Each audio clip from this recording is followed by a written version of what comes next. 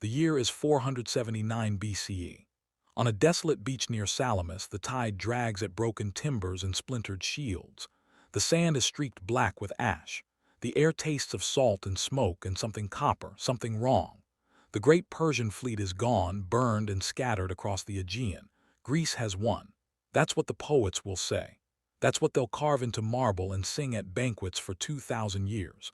But here, on this beach, victory smells like death. And from the hills beyond the shoreline another sound rises, one no epic will ever mention, screaming. Not the roar of soldiers, not the defiance of men meeting death in battle. This is the sound of women. High, raw, desperate, the kind that tears at the throat until only breath and terror remain. Beyond the burned ship stretches a sea of tents, thousands of canvas shelters flapping in the wind like the sails of a ghost fleet. These are not barracks. They are holding pens. Inside them lie the spoils of war. Not gold, not land. Women, daughters of Athens, Corinth, Thebes, Megara, girls who watched their fathers die in the streets, mothers who hid their children in cellars and wells praying the little ones would suffocate quietly rather than be found. They believed the worst had already happened, that fire and ruin were the end of suffering. They were wrong. What came next was something the ancient world had a word for, a word history has softened into enslavement. But it was something darker. Conquest was not just about killing. It was about breaking the living. In the centuries that followed, empire after empire perfected the art. And from those ashes across time, one woman would rise who refused to be broken. Her name was Agrippina. Born into bloodlines that built empires and destroyed them, she came from a family where ambition was inherited like a curse. Her father, Germanicus, the golden hero of Rome, adored by the people, poisoned by the very system he served. Her mother, Agrippina the Elder, driven into exile, her brothers slaughtered by those who feared their legacy. Agrippina the Younger learned early what Rome truly was, not marble and glory, but a stage where power was survival and survival was everything. She was not yet 20 when she was forced to marry a man twice her age, a man chosen not for love but for leverage. To the Senate, she was a daughter of Germanicus, to the emperor a pawn. But Agrippina played her part. She smiled. She obeyed. She waited. When her husband died under suspicious circumstances, whispers followed her through the corridors of the Palatine Hill. She was too clever, too ambitious, too dangerous. Rome feared clever women, and so they exiled her to an island where ambition was supposed to die. But ambition cannot drown. It only learns to swim deeper. When Agrippina returned to Rome, the city held its breath.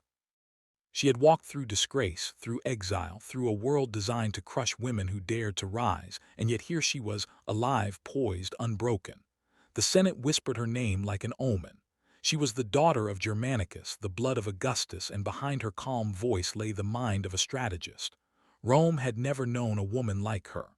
Claudius, the emperor, was a man mocked for his limp, his stammer, his love of books over blood. But Agrippina saw what others missed. Behind the awkwardness was a man desperate for loyalty, for family, for someone who could make him believe he was more than the fool his enemies painted him to be. She became his ally, his confidant, and soon his wife.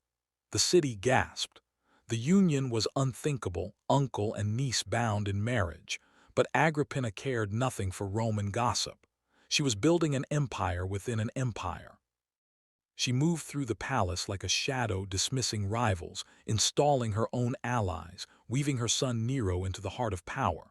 Claudius adored him, adopted him, and named him heir over his own son Britannicus.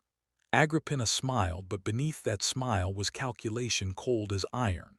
She had fought her way back from exile to the throne of the world, and she was not about to let anyone, not even her husband, take it away.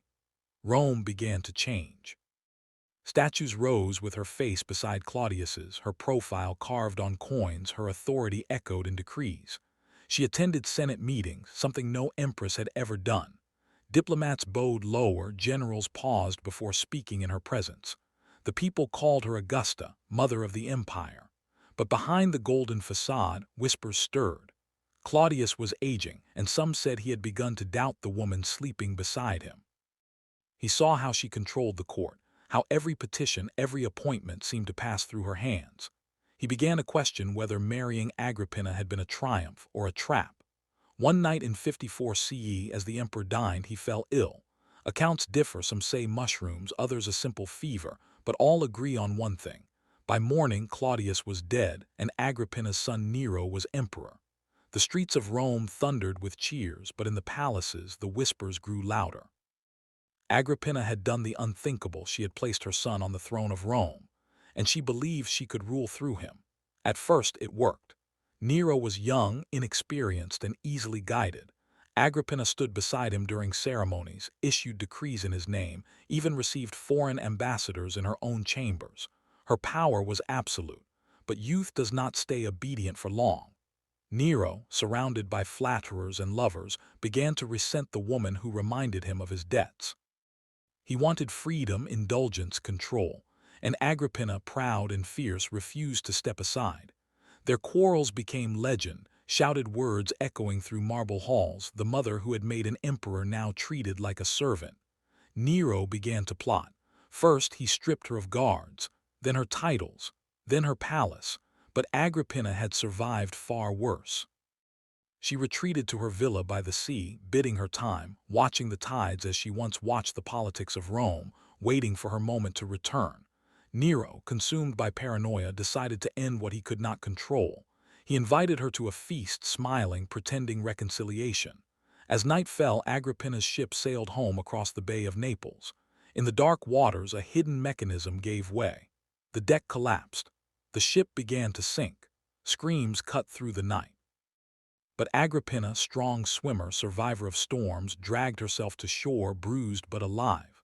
Word reached Nero before dawn. His mother had survived. Panic set in. If she reached the city, if she confronted the guards, she could rally support and overthrow him. There was no time for hesitation. He sent assassins. They found her resting in her bed, candlelight flickering against marble walls. She looked at them and understood everything. There was no fear, only contempt. "Strike here," she is said to have told them, touching her womb. "Strike the womb that bore Nero." And they did. When the news spread, Rome fell silent. The woman who had ruled emperors was gone, her body burned in secret, her name erased from monuments. Yet history, ever defiant, refused to forget her. For Agrippina's shadow would linger long after Nero's fire consumed the city she had once ruled. She had played the game of Rome as few dared to play it, without apology, without hesitation, and without mercy. In the marble ruins and fading portraits, she still stares back, unflinching, her gaze a challenge across the centuries. You can call her ambitious. You can call her ruthless. But to understand Agrippina is to understand the empire itself, beautiful, brutal, and built on the will to survive. This is the hidden past, where the ghosts of history speak, and power always has a price.